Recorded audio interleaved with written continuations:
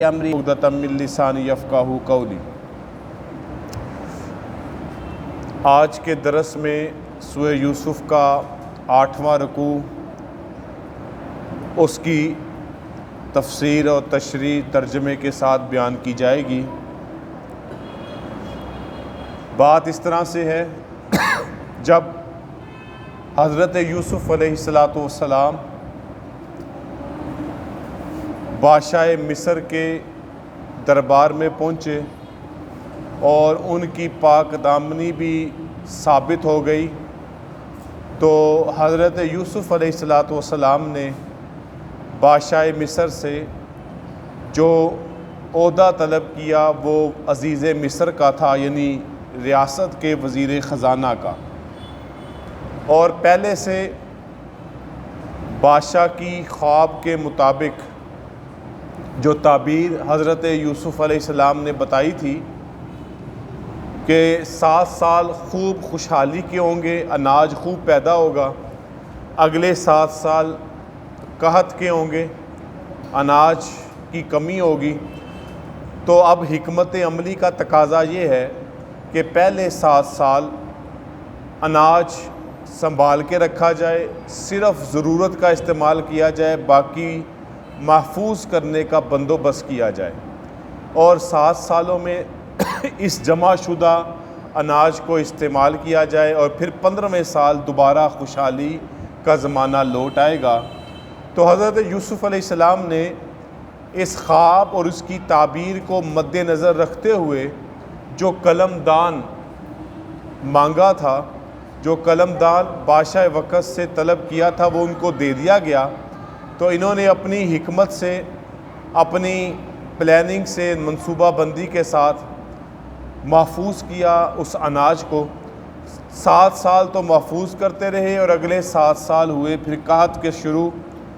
اب اس وقت طریقہ کار کیا تھا؟ اپنے علاقے کے لوگوں کو تو اناج دیا ہی جاتا تھا، اگر باہر کے علاقے سے کوئی بندہ آتا، کوئی لوگ آتے، تو ان کو اناج اتنی مقدار میں دیا جاتا جتنا ایک اونٹ پر لادا جاتا ہے۔ تو اسی زمانے میں حضرت یوسف علیہ السلام کے بھائی بھی یہاں پہ پہنچ گئے۔ حضرت یوسف علیہ السلام پہلے ادھر تھے۔ حضرت یوسف علیہ السلام کے جو دوسرے بھائی تھے ماں کی طرف سے، حضرت بنیامین، وہ نہیں آئے، باقی 10 بھائی آئے۔ تو اب اللہ تعالیٰ اس واقعے کو بیان کرتے ہیں۔ وَجَاءَ إِخْوَةُ يُوسُفَ فَدَخَلُوا عَلَيْهِمْ فَعَرَفَهُمْ وَهُمْ لَهُ مُنْكِرُونَ، اور حضرت یوسف علیہ السلام کے بھائی آئے، پس وہ ان کے پاس داخل ہوئے، پس حضرت یوسف علیہ السلام نے تو ان کو پہچان لیا، لیکن وہ حضرت یوسف علیہ السلام کو نہیں پہچان سکے۔ اس کی صاف سی وجہ یہ ہے کہ جس وقت یوسف علیہ السلام کے بھائیوں نے حضرت یوسف علیہ السلام کو کنویں میں پھینک کر اپنی جان چھڑوائی تھی، اس وقت یوسف علیہ السلام چھوٹے تھے، اور ایک زمانے کے بعد تقریباً 20 سال عرصہ بنتا ہے۔ اس زمانے کے بعد جب حضرت یوسف علیہ السلام واپس اپنے بھائیوں میں وہ آئے، یوسف علیہ السلام کے بھائی، تو بچے کی شکل زیادہ بدلتی ہے، جبکہ بڑوں کی شکل اتنی نہیں بدلتی، لہذا حضرت یوسف علیہ السلام نے تو پہچان لیا، لیکن بھائی اپنے چھوٹے بھائی کو نہیں پہچان سکے، ایک وجہ۔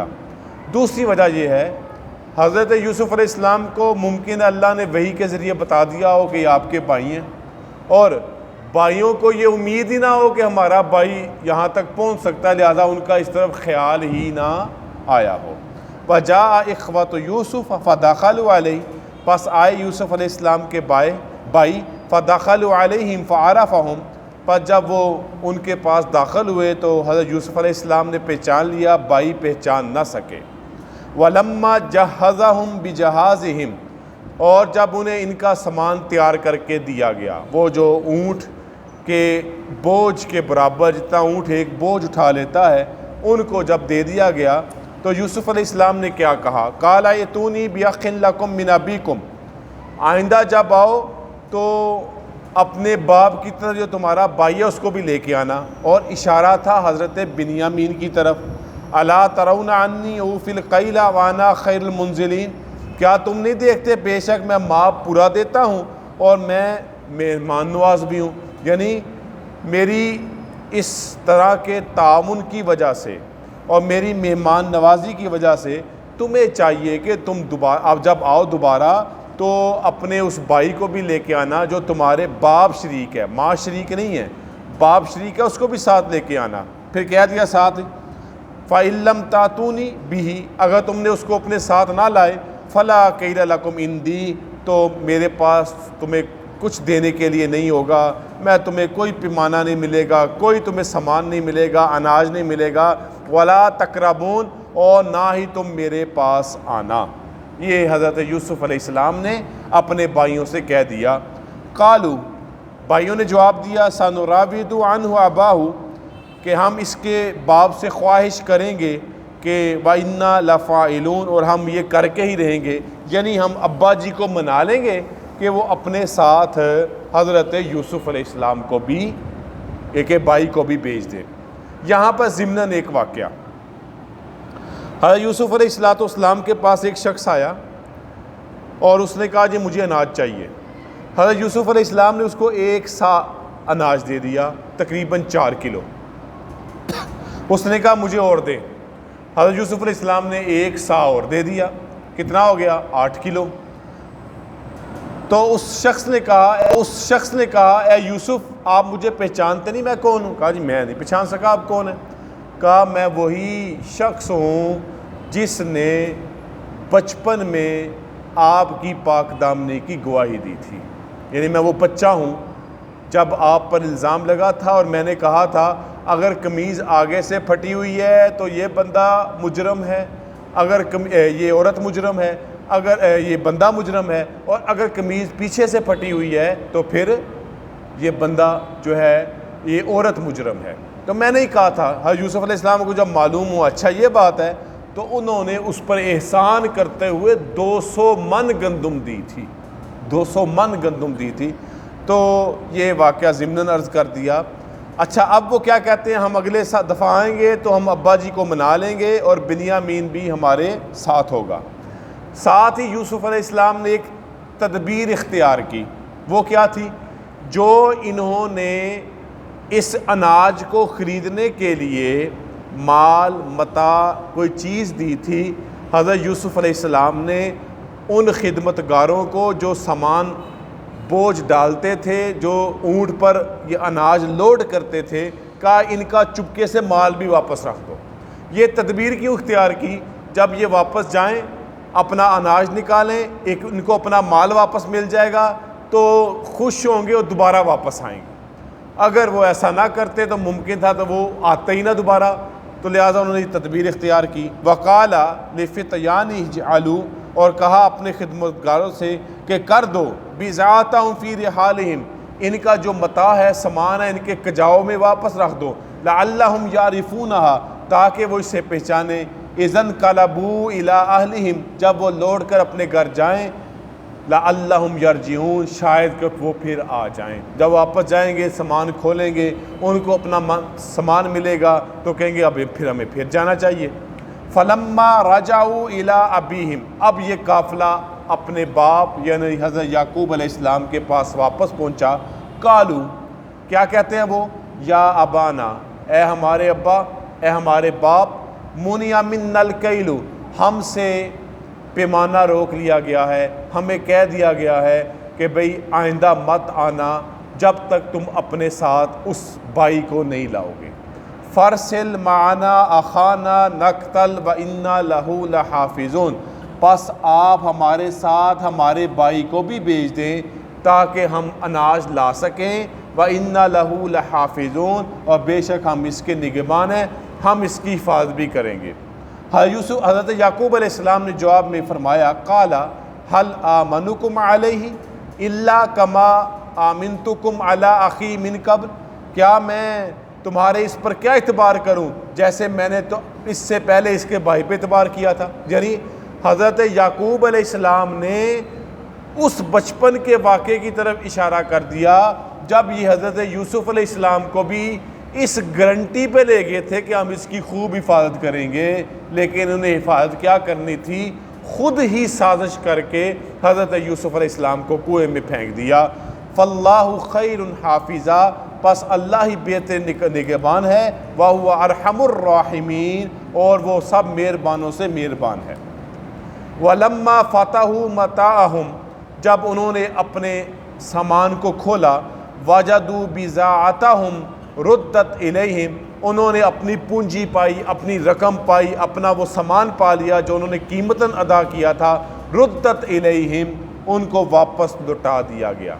قالوا، تو انہوں نے کہا، یا ابانا ما نبغی، اے ہمارے ابا ہمیں اور کیا چاہیے، اناج بھی آ گیا، پیسے بھی واپس مل گئے، ہماری دی ہوئی رقم بھی واپس مل گئی، ہذہ بضاعتنا ردت الینا، یہ ہماری پونجی ہے، ہمیں واپس کر دی گئی ہے، ونمیر اہلنا ونحفظ اخانا، اور ہم اپنے گھر والوں کے لیے پھر غلہ لائیں گے اور اپنے بھائی کی حفاظت بھی کریں گے، ونزداد کیل بعیر، اور ایک اونٹ بوجھ بھی زیادہ مل جائے گا۔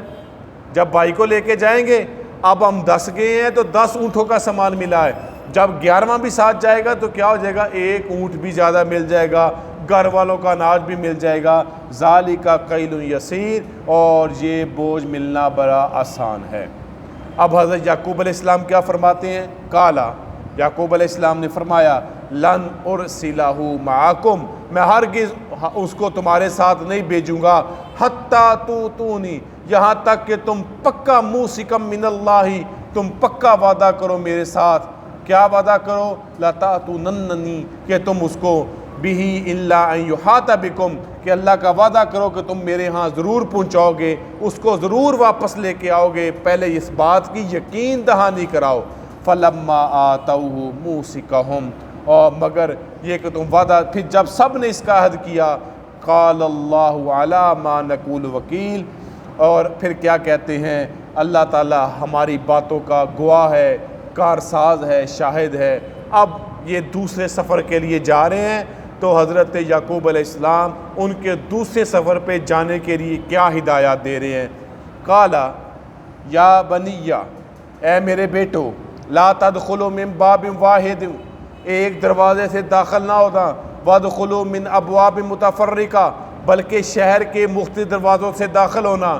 یہ نظر بد سے بچنے کے لیے، حسد سے بچنے کے لیے حضرت یعقوب علیہ السلام نے ایک تدبیر بتائی، وَمَا أُغْنِي عَنْكُم مِّنَ اللَّهِ مِن شَيْءٍ، میں تمہیں اللہ کی کسی بات سے بچا نہیں، اللہ نے کرنا ہے وہ ہو کے رہنا ہے، علیہ توکلت، میں اسی پر توکل کرتا ہوں، وعلیہ فلیتوکل المتوکلون، پس اسی پر توکل کرنا چاہیے توکل کرنے والوں کو۔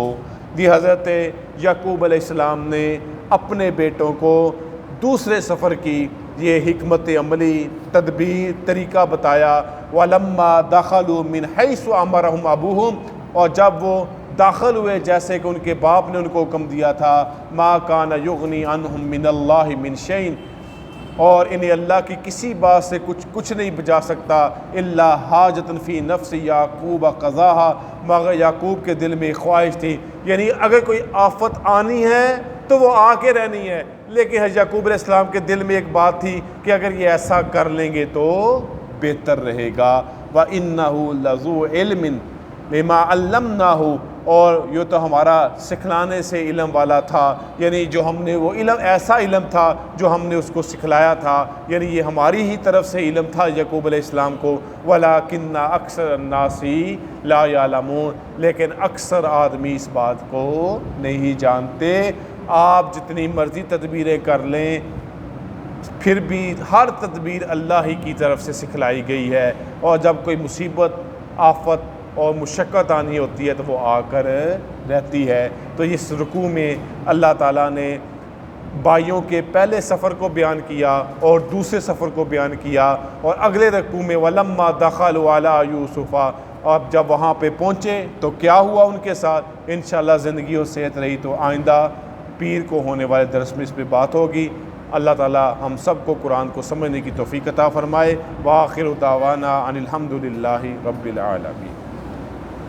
الحمدللہ رب العالمین والصلاة والسلام علی رسول الکریم ربنا آتنا فی الدنیا حسنۃ وفی الآخرۃ حسنۃ وقنا عذاب النار ربنا لا تزغ قلوبنا بعد إذ هديتنا وهب لنا من لدنك رحمة إنك أنت الوهاب اللهم إنا نسألك العفو والعافية في الدين والدنيا والآخرة اللهم إنا نسألك الجنة ونعوذ بك من عذاب القبر ونعوذ بك من فتنة المسيح الدجال ونعوذ بك من فتنة المحيا والممات وصلى الله تعالى على خير خلقه محمد وآله وصحبه.